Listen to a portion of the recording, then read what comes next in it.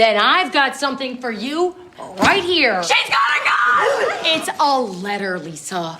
Thank God I don't have Tourette's syndrome, because the more I hear about this condition, the more it sounds like the pure definition of a mild to severe inconvenience. Now, for those who didn't grow up in the creepypasta fandom and Tiki Toby wasn't your first introduction to this disorder, Tourette's syndrome is defined as a neurological disorder that may cause sudden, unwanted, and uncontrolled rapid and repeated movements or vocal sounds called tics, and is one of many nervous system disorders called tic disorders. Like, imagine going on a date with someone with this disorder and their verbal tic was screaming rape. Or better yet, imagine being a streamer with Tourette's syndrome and your verbal tic was shouting slurs. And God forbid that person grows up in the ghetto, because I'll tell you this, hood dudes do not understand shit. Like, most of them barely know how to read, and this is coming from someone who lives in Chicago, so I know what I'm talking about. Like, here's a short list of things to not be around hood dudes. Articulate, gay, and disabled. Like, those are the big no-nos, because they view the first one as an attack on their intelligence, the second one as an attack on their masculinity, and the fourth one, they just don't like people. Like, thank God I only got nerfed with Asperger's and ADHD, because Tourette's syndrome just sounds like hell. Also, another thing that popped up in my mind was that 2 Guys 1 Stump video, which, if you don't know what that video is, it was from the shock site era of the internet that contains an interesting use of an amputated limb. Like, when an amputee says, "I'm gonna shove my stump up your ass," that's probably a possibility.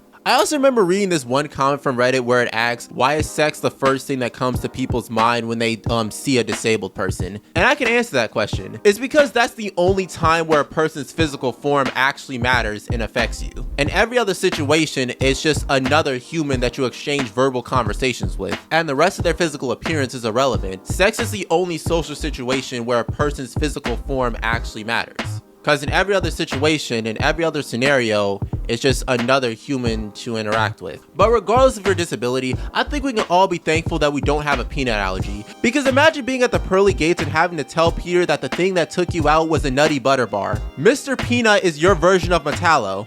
Alright, and that marks the end of my intrusive thought ramblings. I will return with a more put together video in the future. Did you all think I made up my best friend? Did you all think it's my imaginary friend that I always draw? And you all went along with it for the past 2 years? Nobody said anything, y'all just accepted the fact that I have an imaginary friend and nobody said